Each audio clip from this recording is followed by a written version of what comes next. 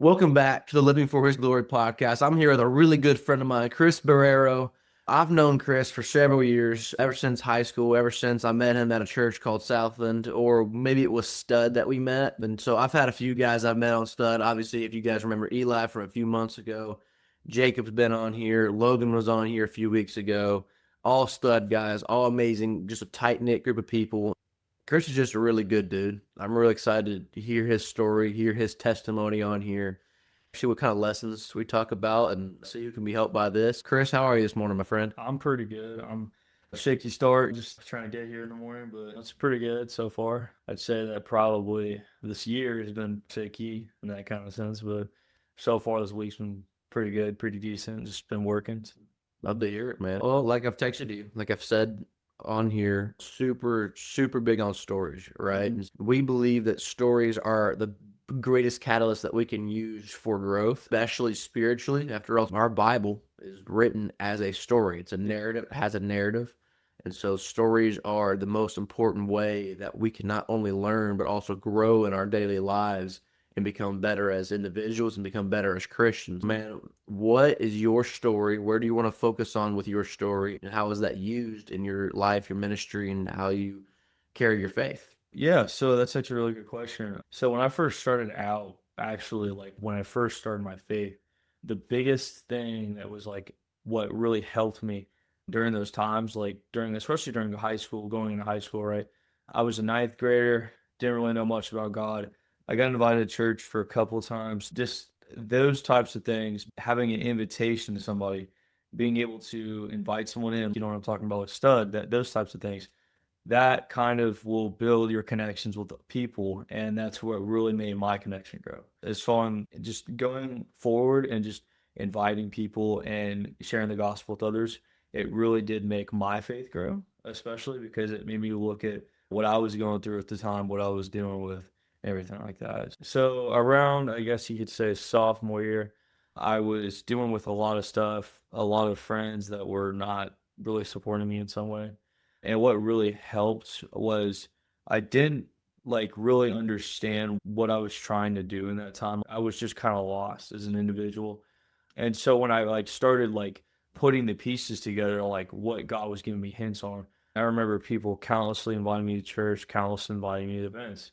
And then there was just this one specific time that I remember that really changed my life. Specifically, was the first time I got invited to stud. So I remember I was in my class. I think I was in my ROTC class at the time.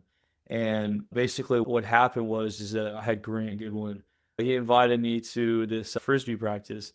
And to all we know, that it was called the Fayette County Flying Penguins. It was a team, like a club team that we did for a couple of years. And basically what that did was the connection of that basically drawn in my faith into who I am today. Without that invitation, I wouldn't really have known God the way I do know God today. And especially going into that practice, something just felt really weird because I just had like God speak to me. He was like, you should go to this. You should really go.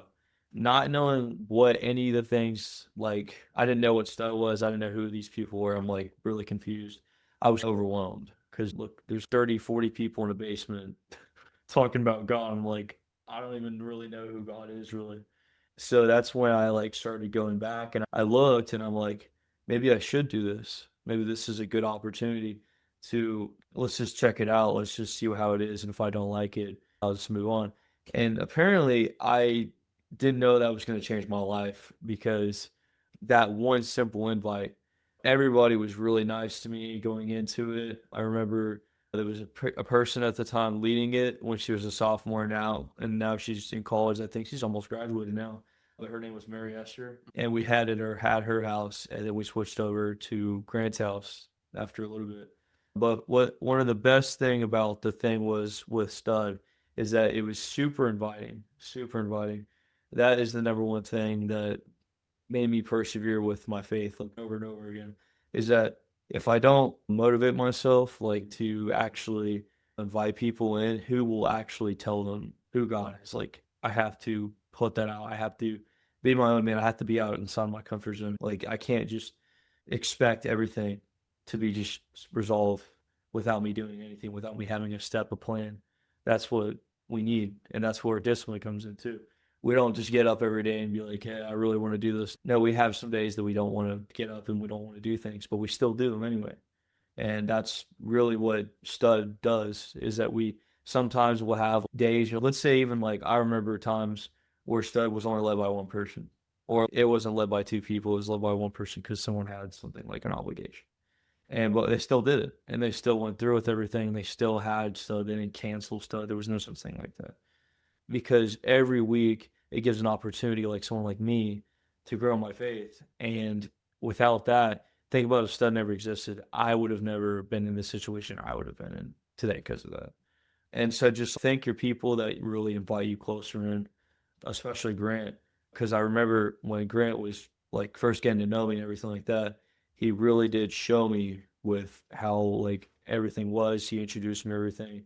Eli was a really close friend of mine as well. He really showed me like what I could do to improve myself and what I could do to start out. Because at first, I remember when we were friends and everything like that, middle school was a shaky path for both of us. And then at the time when we went back, and it was like closer than the graduation, we got really close. And I was just like super appreciative of just everybody inviting me and bringing me in closer to God, because that is definitely what did shape my high school experience. I was really involved. I was really driven by a lot of things. And what did motivate me was being able to spread the gospel to other people and being able to prove that whatever you do in your life, you're capable of doing it with God by your side.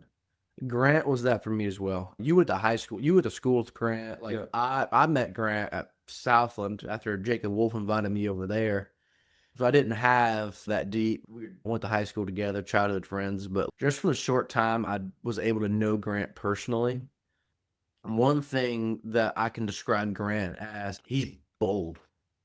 His faith, the way that he led stud after you, like you said, Mary Esther left, me and her the same age. She left, and Grant took the leadership role of stud, and we were like, all right, let's just move to my house. He completely took stud on his own and his own responsibility and his own place. And as far as I know, it's still there, right?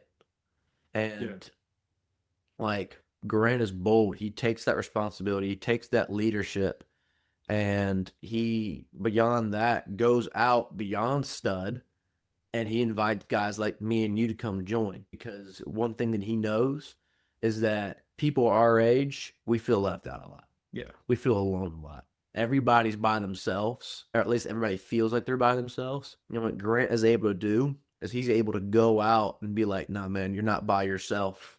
And that's our culture of stud too. You said it was a very inviting place. That invitation of, hey, you're valued. Hey, I want you here. I want you here with me. Not just I want you here for a reason or agenda. I want you here with me. I want to invite you into my community and my circle and support you and be there for you and show you the way of Jesus as we go along with this. Since it is a Bible study. Yeah. But like Grant is such a bold man that takes that leadership responsibility and that really goes out into the world and is still that, if not more than what he is when we're actually in the Bible study of stud. Is that something that you have been inspired to show because of Grant in your life? I'd say with that, he really did show me specifically like who I was as a person. Like I'm very an opening person. I like being open with people, inviting with people. And it just took a nudge, basically, like someone to basically show me that I could be able to do that, someone that could bring me out of my comfort zone. And especially for Grant, what he did that was so awesome about him is that he never once did he ever shame people for whatever they did before in their past. He doesn't shame people for upbringings that weren't our fault or just something that isn't good. He would always be like, hey, I want you to do this. And then, oh, don't worry about it. No problem. He was always a nice guy, always was respectful to people. That's what people like about Grant. And that's what he did. He shared the light, and that's what he showed the love of God to everybody. And what he did with me is that he definitely did show me that I was able to do those things and be that exact person for other people. Yeah, same thing here. The way that Grant was able, the way that he was able to just take my story. I was early in my stages of heartbreak. I was still struggling and trying to fully break away with my addiction to pornography. There's so many things, and you got like just there, just showed up and was able to listen to me. But you guys, no matter how much I talked or how down the rabbit hole I went or how much I just ranted, you just were always showing up. You guys were always there and like always wanting to help me. And you didn't, like you said, you didn't judge me for my mistakes. Yeah. You instead were like, that's maybe not the best thing to do, but I love you regardless. And I want to help you out of that. And I would love to help you out of that, help you in your journey and all these different kinds of things. That's a super important part of being a Christian. You're about to go to college, first semester, right? Remind us of where you're going.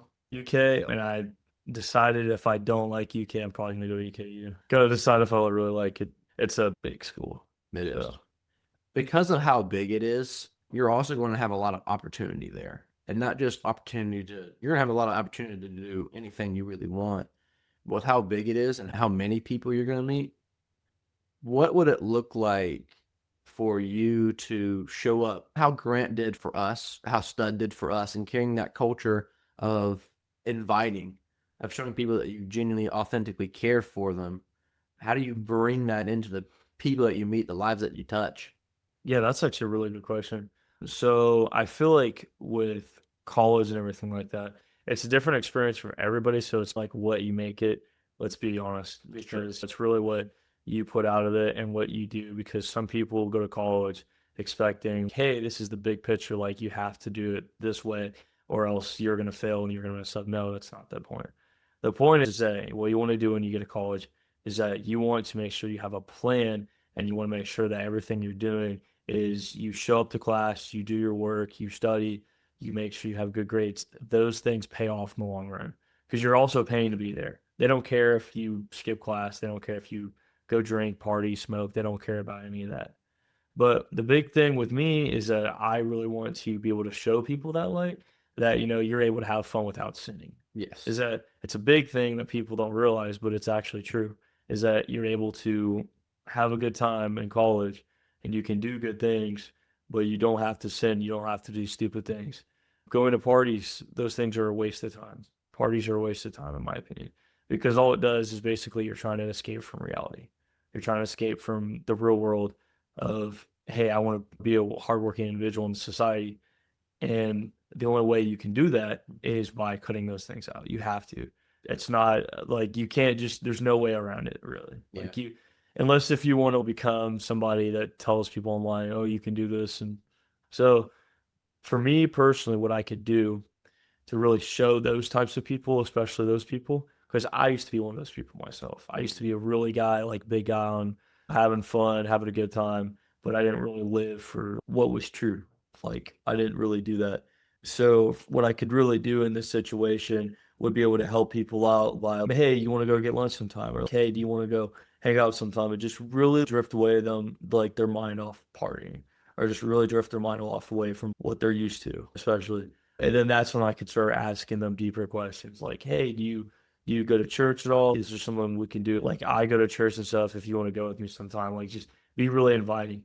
And that's what Grant did for me, is that I didn't really know anything about God.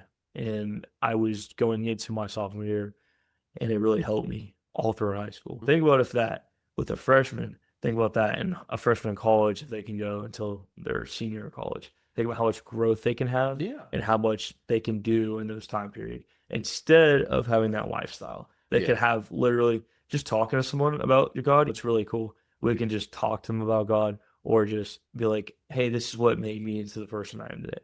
I really think that you guys should check this out. And I really think that you guys should be like, hey, okay, so if this guy's talking about Jesus, who is this Jesus guy? And then it starts giving them that idea of who he is. And even if they don't follow them right away, they can still always come back to the idea in their head. Yeah. So that's a big thing in college, is that people don't really tend to, I guess, because people are really nervous. You're going to college. Let's be honest here. Like you're going to be starting a new path, new journey, new everything, new friend group. Like your whole entire life is pretty much changing when you graduate high school. Like you are getting into the real world. Like it's not messed up and you have 40 more chances. It's like you have to make sure you're doing these things. And that's what overwhelms people usually when they go into college. And I would be overwhelmed too, personally. But definitely just giving it that idea in their head and being able to help them. Because for me, when I followed God and I really started like picking up my Bible and everything like that, it really did motivate me. So on those days that I wasn't feeling school or I wasn't feeling anything, I still went in, I still did my work, I still did these things. And all those clubs and activities I did, I was very involved, like I said. It really did help me push through, and it really did help with sports too, especially. I know you play golf, but it helps out with a lot of those things. Yeah, absolutely. Talk about, I think a good word to sum up the college experience is going to your freshman year's pressure. Yeah. I felt a lot of that because I spent so much, I was so ready for college. I committed, I signed, and that was fall of my senior year. And then spring of my senior year, went down to Nashville like 2 or 3 times. Like, I had some junior golf tournaments. I made sure to play in those since they were down there. And then visiting campus, reaching out to future teammates, hanging out with them, maybe playing some golf with them. I was ready to join. I was ready to go down to college, ready to get after it, ready to kick some butt on the golf course, ready for the full thing, get after it. But I got down there and I realized as my life was just breaking apart freshman year, I did all this preparation. I was so ready. I was so ready to get down here. And I was preparing. I was making sure I was at the golf course training for 6 days a week, 8.5 hours a day. I was supposed to be ready, and I wasn't because I put so much pressure on myself. I have to succeed. I have to show up and I have to kick some butt on the golf course. My team was struggling a couple years before I went on. I came in and I was like, man, this team has been struggling. It's my job to make this team better. We used to have a really good team. 2019 went to the national tournament. We used to have a really good team.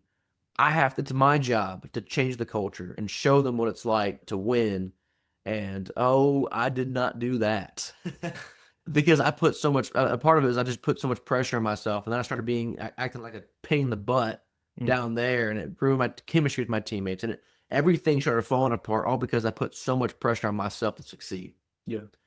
And there's a lot of pressure to succeed, like you've said. My experience was just focusing on golf, but it's like, hey, my career, right? When I'm going into, like, I'm studying what I want to do for the rest of my life. This is like 4 years to study what I'm going to be doing for the next 40 to 50 years. Like, how much pressure goes into that? And you're still clinging on to the childhood that you had. High school, like, if you messed up, it's so you can learn and do better tomorrow. But if you mess up bad enough in college, fail out of a class, like, shoot, you might not have tomorrow. We had a girl on here last week, and she talked about how she ran from her life. She ran from the things that she was struggling with. And there were certain things that God calls us to run from.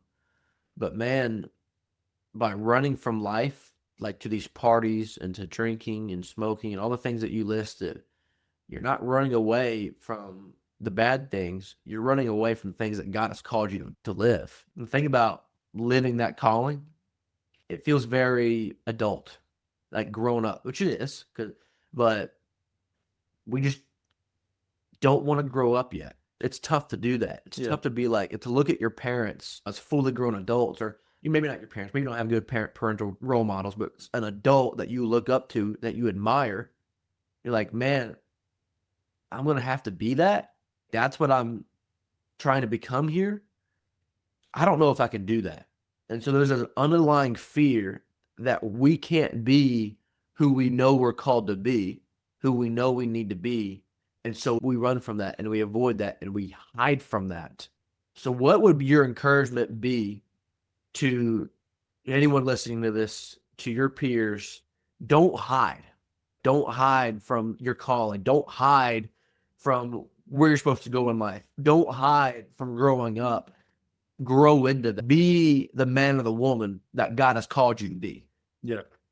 I feel like the biggest encouragement I guess I could give to people, like my family, my peers, my friends, whatever, whoever it is in my life, is that I really can like open like my eyes and like really see the bigger picture, right? You always have to see the bigger picture in things. You can't just look at it in a broad way. You can't just look at it and be like, oh yeah, the small thing. like that last week, like that was just so bad. Nothing is really terrible. Nothing's really a failure. You're learning everything from what you do and like through a mistake that you have and everything like that. The thing is that people don't look at it like that is that when people look at it as a failure, they put themselves down. And then that's when those mistakes and those harsh upbringings and all that stuff starts coming out, is that we don't really give ourselves enough credit in situations like that. I feel like we need to really, like, when I say look at the bigger picture, look at how something like joining a club, joining a sport, or just talking to someone about God, like stuff like that, that really small little change in someone's life literally could change someone's life forever. And that is the biggest thing about like anything. If you join a sport, you don't really think of anything of it at the time, but you never know how much it could change your life. Just like golf or just like wrestling for what it was for me. And those types of things, those really change on who you are as a person. They really open your eyes. And that's the same thing that goes when you follow God. Yeah. It's the same thing is that when you're following God, you don't really think anything of it at the time when you're doing it like just a small little thing like, oh, I'm opening my Bible up. It's not really that big of a deal, whatever. It's just something I should do every day. No, it's actually really setting yourself up for success in the future. Because think about what you could read from the Bible and interpret it from the Bible and take it and put it in your everyday life. That's what matters. Yeah. And I love the phrase, where does this show up in your life? I do one thing to do everything. I have two different ways I use it mainly. One, all right, it's so, like you talk about the small things. People don't pay attention to the small things. Like success, and you look at the guys that are truly successful, it comes from doing the small things that nobody pays attention to. There's a story about Kobe Bryant and how he could detect when a basketball rim was an eighth of an inch off. Look it up. Tim Grover told the story himself. He could tell that it was an eighth of an inch off. Or like that small little detail. Or if you look at the PGA Tour guys, if you look at them setting up and doing their thing, it's not a bunch of long, complicated stuff. It's a lot of just baby, simple stuff that me and you wouldn't pay attention to, that me and you wouldn't think is important, but it's the most important. So I look at where did you come up short in a small detail. For me in high school, it's a small little detail. I didn't make a point to turn my homework in. I didn't make a point to do my homework. I didn't think it was important enough. I was like, it's a small little thing. I'll be fine, or I'll make it up. Or you start thinking about, wait, does that show up somewhere else in my life in a bigger way? Like it's something in a way that spirals. Like, okay, maybe it's like if something's difficult or I don't want to do it or it's tedious, maybe I'll bail on that too. Like maybe if going to a course of a relationship, like maybe if a relationship gets tedious, maybe that's going to make a tendency to bail on that too. Or my relationship with God, it feels tedious, it feels boring, it doesn't feel like it's going anywhere. Maybe I'll start bailing on that too. Like that's going to show up somewhere else. And a different way is if I'm opening my Bible and I'm reading, I'm trying to figure things out and learn. It's okay. Jesus said this. Where does that show up in my life? Like, where in my life do I need to do this? And if I already do it, how can I do it better? How can I grow in this? And when you start asking that question, where does this show up in your life? How is this showing up in my life? And you start thinking about that, you're like, okay, this is how it happens. Now, what do I do about that? How can I show up better? How can I change how I show up and then fully live through that gospel lens? I think in my life, what helped me out too, also from just not looking at the smaller things, definitely was being able to adapt to change. Like for me, my life was basically put on pause for the longest time. I remember eighth grade or ninth grade, I was going through COVID and all that stuff like that. And it was really hard for a lot of us, especially because you didn't have any of your friends from eighth grade. I went in middle school, I had a lot of trips I was going on. I wanted to go on at least that were canceled. Everything was put on pause. All of our lives were put on pause. So what really did help me out, even though I didn't know God at the time, what really did plant the seed was I had a lot of friends that did come closer to God and during that time. And when I started seeing that, that gave me the idea in my head to start. It just gave me the picture. Like it didn't really like make me put my foot forward until sophomore year.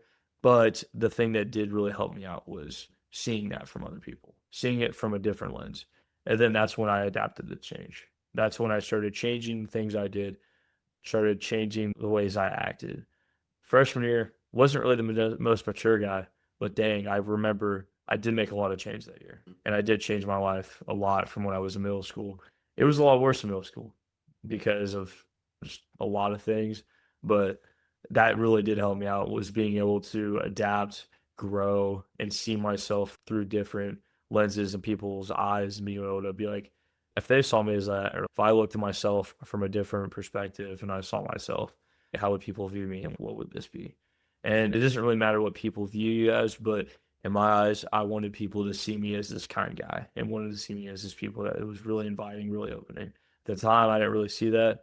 So I wanted to adapt to different ways of exploring and different ways of changing who I was. And that really did help out a lot for me. So I had a friend of mine, and he said this because he loathed the high school system. He said high school is not about going to college and being prepared for college. High school is about learning about life. yeah. And then he said college is about learning about what you want to do. And I've altered that a little bit through what I've already said about becoming more. You are learning about what you're going to do in your career. You're also learning about what you're going to do with your walk with God. If you're in the faith in college, which it's important, right? Yeah. It's setting you up for the rest of your life. But high school, you're learning about life. You talked about your maturing story. I have a really fast maturing story. Like I matured so much in high school. And I've got this little brother of mine, not biologically, and he just started his freshman year of high school. And I told him, like, dude, you're going to change so much. You're going to grow so much. You're going to be absolutely amazing. And let me tell you, if that may sound scary, but trust me, if you didn't change in high school, if you're still at least remotely the same person you were when you're graduating as you are now, dude, you messed up. Like straight up, dude. Like something didn't go the way it should have. Like you messed up. Like Yeah. high school, you're supposed to get out of high school and be a new type of dude because you're supposed to learn about life. You're supposed to learn about you. You're supposed to learn about what God has for you. And then you go into college and you're an adult and now you start piecing that stuff together. But first comes you and changing your heart and becoming that man. And then you grow into that man after high school. But you got to learn about the small things first. You got to learn about life first. You got to learn about maturity first. You got to learn about how to love others first. Like these Yeah. small basic things that we often overlook. That's where you got to learn in high school. That's what you got to grow in and socially. There's so many different things that challenge you in high school. And they're a challenge in high school for the reason of preparing you. And people that go to high school just to learn how to go to college, just to take the next step, you're missing it.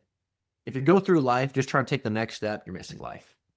Like people say, Yeah. stop and smell the roses. It's really about not what the journey entails. It's not about what the end goal is, Yeah. about who you are and what you learned from those experiences. Yeah. That's what really matters, is because I can sit here all day and talk about how many successes I have or what I do or what has made me into the person I am. But really what shapes it is it really being able to look back at who I was before and look about like the experience that I had along the way, the failure, the people telling me I couldn't do any of those things. That's really what changes a lot of it. Yeah. Is it's like you have to look at it through change. You have to look through it through failure, through growth. You have to look through it for everything. Yeah. Not just, oh, I was this and now I'm this. It's not that boring. Nothing's that simple in life. It's about what did it take for me to get there? Failure is a stage. And pain is a stage. Like all these negative things, like there's stages in our lives. And where so many people mess up is they stay in that stage. They focus on that stage. Like their stage is all about their failure. It's all about their pain.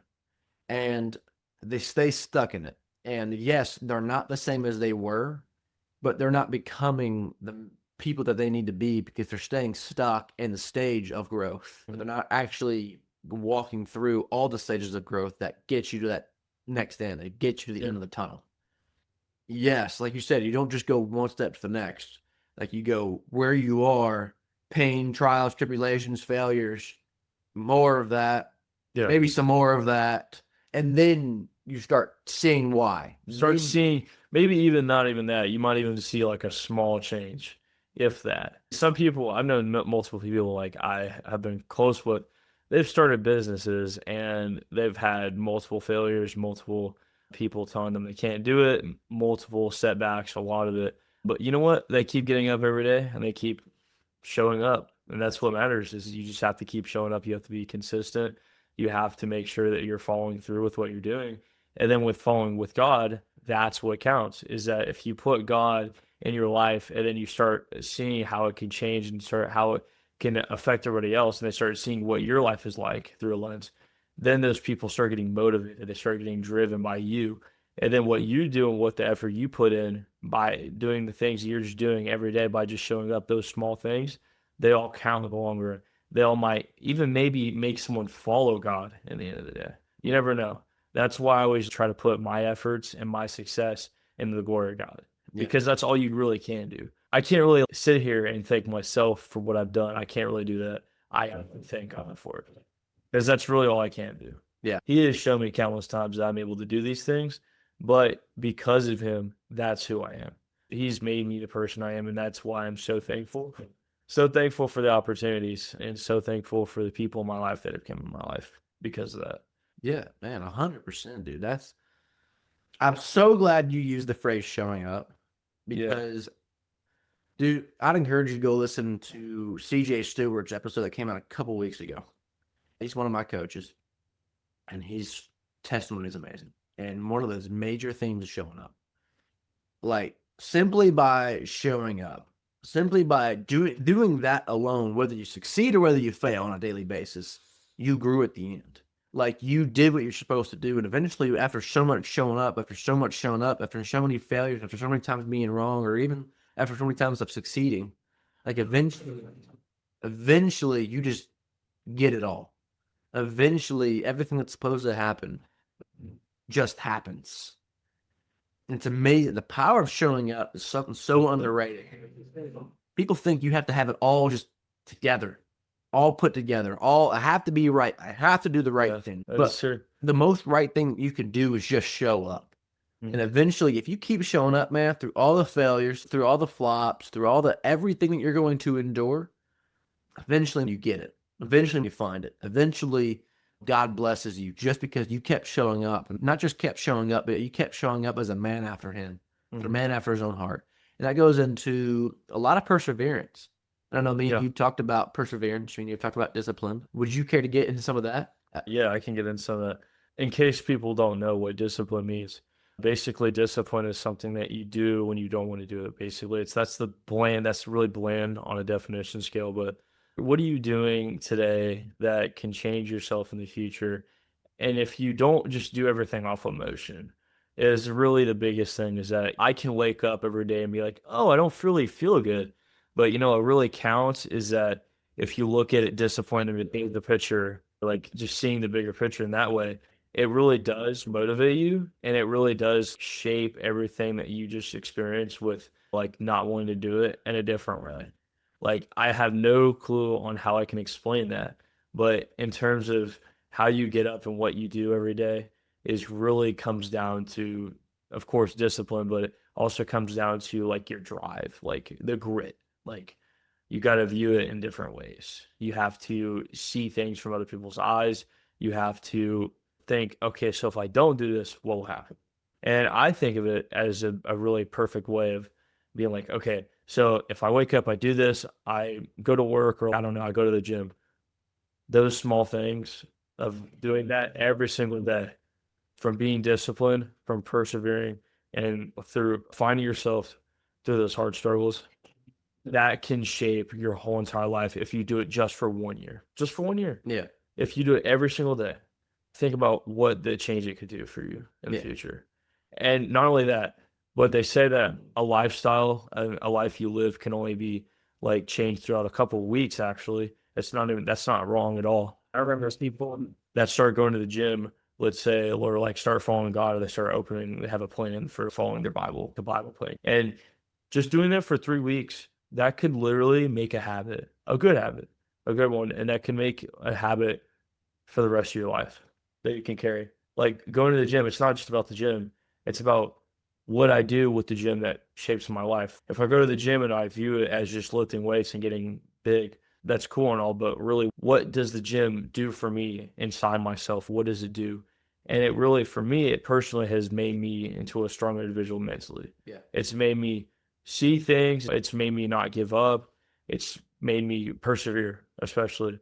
It's made me do a lot of things in school. I know that, like with sports, even going to the gym, It helps with sports. Everything connects to each other. You just have to really see it from a bigger perspective. So, Yeah, absolutely. There's two really big things. It's a blanket statement, and I hate saying stuff like that. There's only two. There's only three steps, right? Yeah. But the two really big things, by my observation, that God does with us, with everything that we face, He wants us to do two things. He wants to work something within us, because He wants a personal relationship with us. He wants us to grow. He wants us to develop. That's something that we're called to do daily. mhm. But above that, He wants us to do it and help others with it. That's a big reason why the podcast exists. I've gone through a lot of things in my life. I've gone through some heartbreaking things, at least from my perspective, Yeah. right? Yeah. Other people will be like, man, you got it easy. And I think from a lot of perspectives, I do. I've definitely, God has used my own struggles in my own life to shape me in a good way, to grow me in a good way. But those now stop with me if I keep it about me. Doesn't lose its total point, but it loses a bit of a point. It goes from being really sharp to being really dull. Yeah. Until I'm like, okay, I can use my story to show the gospel to different people. I can use my story to inspire others. Kobe Bryant says, greatness doesn't live and die with one person. You inspire one person who inspires the next person who inspires the next, right? God is the greatest thing you can ever have in your life. He doesn't live and die with you. He doesn't live and die with what He shapes in you. You now go out and inspire others to do the same, to have the same, to live the same way, to have the same mindset, that same pursuit toward Jesus. And it looks different for all of us, but we inspire each other to be more like God, Yeah. to love God more, to abide by His commandments more. That's a fulfilling life. It's a life that lives for His glory. Yeah. Like that, at its end, is what we're here to do. To not just let His greatness live and die with us and what He shapes in us, to now spread it to other people and let it live through them. And then hopefully they don't let it live and die through them and they continue to inspire. Just one big cycle. And that's how it grows, especially the way that it has already in our world. Yeah. I think too, for me, being able to show others is probably the best thing ever. Like I said, like what he was talking about, it helped me out so much. Like I said, I wouldn't even be the person I am if I didn't have someone show me that. If I didn't have someone show me who God was, if I didn't go to that practice, that one frisbee practice. And like I said, yeah, just showing up and being able to really be open and be inclusive with other people, that makes people want to continue to show up. Yeah. That's why stud is honestly the best thing that's ever happened to, I feel like, the city of Lexington, or just put in the fact of just everything that's who people that started it. Thank them so much because it's changed countless lives just by having a group. You don't know what the impact of a group could do to people until it's struck away from them. I think in college, that's one of the hardest things too, is that when you go into college, you're starting out a new path and you don't have the same tools. Like stud, it's a high school thing. There always can be your own version of stud in a college. You can be that person to start a club, a group, I guess, in a way, and you can be inclusive. You can show them the word of God. You can lead them closer. And the whole entire point of that isn't just so you can feel better about yourself, about following someone to God. It's about how can you have God from what He's shown you, shown into other people. It's not really like you get a trophy. Here you go. Here's a trophy for showing people how to follow God. That's not the whole entire point of it. It's way bigger than that. So We all bring our different kinds of culture. yeah, Like we all, when we interact with people, it's basically, okay, here's my culture interacting with their culture. Here's my thoughts and my thought processes and my beliefs interacting with theirs. And the thing about our culture as Christians, if we're living that the way that we should be, there's a lot of false Christians out there. There's a lot of Christians that do not live in a godly way. lukewarm Christians. A lot of lukewarm Christians, absolutely. And if we bring that culture, that loving culture, we go all the way back to Grant Goodwin and how his culture was inviting. And that was Stud's culture. Grant lived out a Stud culture. I guarantee you that he still does. That level of inviting. I care about you. I love you. Come join me. Not come follow me. Come join me. And let's follow God together. And if you don't know God, man, I'd love to introduce you to Him. right? And like, even if you don't want to be around God, man, I just want to show you his love, Yep. right? No matter what, it's like showing that and inviting people in, and that kind of culture that he brings. And me and you from personal experience, that kind of culture changes people. Yeah. He's being a brother of Christ. Yes, he is. And it's really thinking about, what culture do I bring? What message am I bringing? Grant's message was, I want to invite you in. I care about you, etc. Your culture, if it's different than that, is it a good different? Or is it, man, I can do this a little bit better? Thinking about the culture you bring. What kind of culture are you going to bring to your classes this fall? What kind of culture are you going to bring to the groups that you're going to join? What kind of culture are you going to bring to CSF? Yeah. Oh. You got to think about those things. You also got to think about, what do you bring to the table? Not just in sense like, what is your specialty, but more of, you could always have a specialty, I feel, in my opinion. It doesn't have to be something big. It could be like, for example, if you play golf, right? That is something that is really small that you can bring to the table. But think about how many conversations you could have with people about golf. That kind of starter. If you could bring your whole entire golf group closer to Jesus. Yeah. And same thing with wrestling. I could bring my whole entire wrestling group closer to Jesus. That is what matters, is being able to use what you have in your life and being able to use that, like what you're a part of and what you bring to the table, and being able to share that with other people. Yeah. And being able to give those people an opportunity. Some people don't even know who Jesus is, and some people have never even heard the gospel before. That's why it's important to even just plant it in their head and being able to plant the idea of them being able to do what we are doing. Yeah. It's not rocket science. There's no clear cut picture of how you're supposed to do things. Like, I don't feel like that exists in our world. I feel like it's dependent on your situation, yes, but definitely with following God, it's going to be a rocky path. There's no clear cut answer of, oh, if I follow God, I'm never going to experience failures, hardships. You're never going to experience any of that. You will, but God will always be by your side in those times. Always. Yeah. Even if you don't feel like he is. If it's really been a rocky path for me, I know that when I first started following God, I felt like he was not there. But over time, I looked at it in a different way, just like I was talking about with perspective. And it really did make me feel like he was there after that. Once I opened my eyes and once I started not going off just by pure emotional behavior, but started seeing things through a different lens. I think it goes right into our challenge of the week. So, like, our challenge of the week is, we've talked about showing up. We've talked about the culture you bring. We've talked about how we're going to live in the world, especially now. I've a couple of years into being an adult. You're right there going into it. Yeah, right there. Oh, yeah, man. Stretch, dude. What kind of culture are you going to bring into this week? What are you going to bring into the groups that you're in, the groups that you're going to join, like the people that you're going to meet, the people that you're already around, your job, like your home life? What kind of culture are you bringing into your life? I'm not just talking about your family. I'm not just talking about your work. I'm not just talking about your Bible study. What kind of culture are you bringing into your life? No matter where you are, whether you're eating, you're drinking, you're working, you're sleeping, no matter what kind of culture are you bringing into your life? And how is that shaping somebody else? Is that showing the love of Jesus? And if so, man, that's great. And keep growing in that.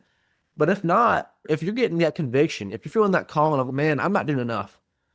I'm not bringing a good culture. I'm not bringing a godly culture. How can you change that? Make the small baby steps. You don't have to do something extreme or grand or crazy. Like I said earlier, it's the simple things that nobody pays attention to. Putting one foot in the other. One foot in front of the other. That's right. The simple things that nobody pays attention to. Do those small little things and watch the culture change. Watch you change. Watch the people around you. Watch their lives change as you show them the love of Jesus and as you grow in your life and as you continue to do better. Chris, it's been an absolute pleasure talking to you, man. Thank you for coming on, man. Yeah, thank you so much. Anytime. Thank you so much. I really appreciate it. Yeah, man. Thank you for having me on here. Dude, It's a pleasure. I loved it, man. I really did enjoy it. Man, you have an amazing testimony. We had a great conversation. I loved where it went, man. It was Loved being vulnerable. Yeah, Very man. vulnerable. Very open to our failures and stuff. That's hard to do. It is. It's not easy. It's part of my culture that I bring. That's what I think is a part of my culture. Being able to be vulnerable. Being able to be real. I like being real. Like, people like to be real. People like to be authentic, but people don't want to be vulnerable, and you just can't have them. Yeah. Being vulnerable and being real are not mutually exclusive. They work together. So, man, that's part of the culture I like to bring. I hope you enjoyed this episode of Living for His Glory. I had such an amazing time making it, and I really hope it connected and impacted you on a significant level. I love making and recording episodes like these. I truly believe that they fulfill the Living for His Glory mission, which is to help you break free of your worldly chains and step into the person that God has called you to be.